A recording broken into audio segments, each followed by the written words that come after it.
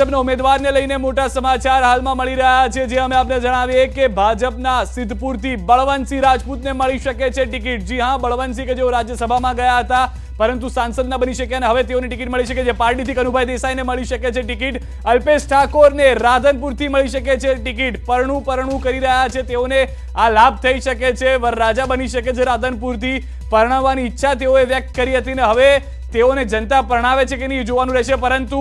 વરરાજા હોઈ શકે છે અલ્પેશ ઠાકોર। દિલ્હીથી વધુ માહિતી મેળવીશું। ન્યૂઝ 18 સંવાદદાતા रचना પણ हमारे साथ जोड़ाયેલા છે। ऋषिकेश भाई पटेल ने विसनगर मળી શકે છે। रचना, कितनी देरी में ये जो यादी है या जो नया लिस्ट है वो आ सकता है और क्या अपडेट है आपके पास, क्योंकि यहाँ पे अलग अलग नए चेहरे की बात भी हो रही है कि जो पूर्व नेता है, पूर्व मंत्री, उनके बदले वो आ जाएंगे।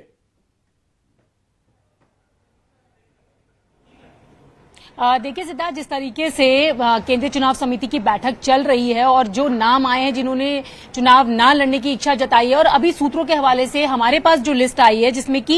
बीजेपी किसको कहां से टिकट दे सकती है वो मैं आपको बता दूं। भूपेंद्र पटेल को घटलोलिया से देने की बात यहां पर चल रही है। हर्ष सांघवी जो है वो मजूरा से, ऋषिकेश पटेल विसनगर से, कनुभाई पार्डी से, अर्जुन सिंह चौहान जो है वो महिमाबाद से, किरीट सिंह राणा लिमाड़ी से, जीतू बगानी भावनगर पश्चिम, जगदीश पंचाल निकोल, अल्पेश ठाकुर राधनपुर और बलवंत सिंह राजपूत सिद्धपुर। इस तरीके की एक लिस्ट सामने आ रही है जो कि सोर्सेज से है कि इन लोगों को यहाँ इन जगहों से ये टिकट दिए जा सकते हैं, क्योंकि लगातार अभी तक वो नाम आ रहे थे जो लोग चुनाव नहीं लड़ना चाहते हैं। क्योंकि न्यूज 18 लगातार ये बात कहता आया कि 25 से 30% जो नाम है वो काटे जाएंगे, तो काटने जाएंगे या फिर वो चुनाव नहीं लड़ना चाहते हैं। एक ही तरीके की बात सामने आ रही है और अब किन लोगों को कहां से टिकट मिल सकता है ये भी सूत्रों के हवाले से जो लिस्ट मैंने आपको बताई, तो इस तरीके की चीजें हैं। और करीबन 11 बजे तक ये बैठक चलेगी। प्रधानमंत्री नरेंद्र मोदी के नेतृत्व में ये बैठक चल रही है और बीजेपी मुख्यालय में ही हम लोग अभी भी हैं। और जिस तरीके से ये भी माना जा रहा है सोर्सेज के हवाले से कि हो सकता है कि देर रात तक आज एक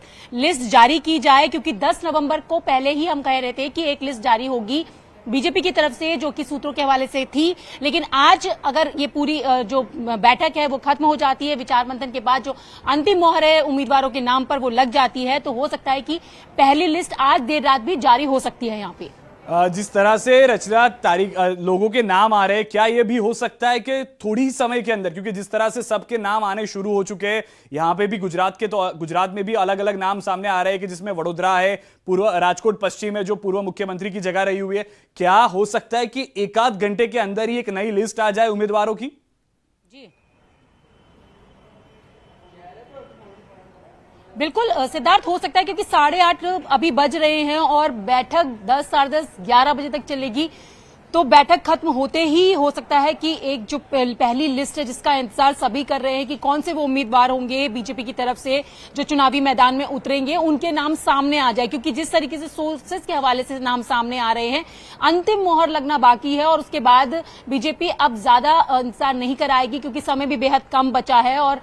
इलेक्शन होने हैं 1 और 5 तारीख को, जो महत्वपूर्ण तारीख है। 8 तारीख को रिजल्ट आना है, तो प्रचार के लिए उम्मीदवारों को भी इंतजार है कि कब उनके नाम सामने आए और जोर शोर से जो प्रचार प्रसार है वो शुरू हो, क्योंकि हिमाचल में कल प्रचार का आखिरी दिन है और उसके बाद पूरा जो दमखम रहे वो गुजरात चुनाव पर ही रहने वाला है। तो ऐसे में उम्मीदवारों के जो नाम है वो कल तक जो लिस्ट है वो जाहिर हो सकती है और पहली लिस्ट है कि आज देर रात तक भी सामने आ सकती है, जो कि हमारे सोर्सेज के हवाले से खबर आ रही है सामने। रचना, एक और भी जानकारी आ रही है कि इस बार भाजपा अगर नए चेहरों के साथ जा रही है तो हो सकता है कि 100 से ज्यादा उम्मीदवारों की लिस्ट आ जाए कि जिसमें नए चेहरे भी शामिल हो, ना कि वो फेज 2 की राह देखे या इंतजार करे, ना ही फेज 1 को लेकर टारगेट करे। वो हो सकता है कि 100 से भी ज्यादा नाम की लिस्ट ये पहली लिस्ट में आ जाए।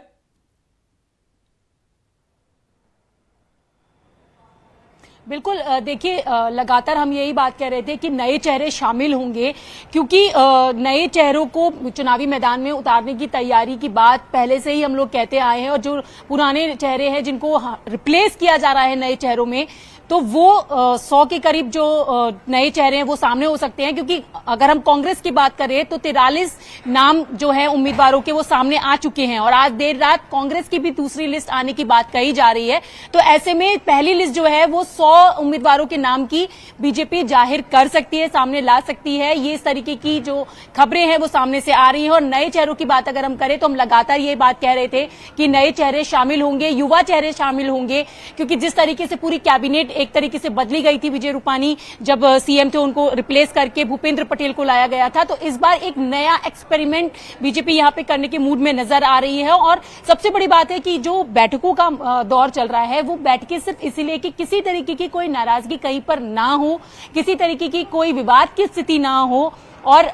आपने जब आज देखा कि प्रधानमंत्री नरेंद्र मोदी यहां पर पहुंचे बीजेपी मुख्यालय में और जो तमाम केंद्रीय चुनाव समिति के सदस्य थे तो वो बेहद कॉन्फिडेंट नजर आ रहे थे और पूरी तरीके से आश्वस्त नजर आ रहे थे कि जो भी नाम सामने आएंगे वहां उन नामों से किसी को कोई समस्या नहीं होगी और किसी भी तरीके की कोई ऐसी स्थिति नहीं पैदा होगी जिसका सामना आगे चलकर परेशानी यहां पर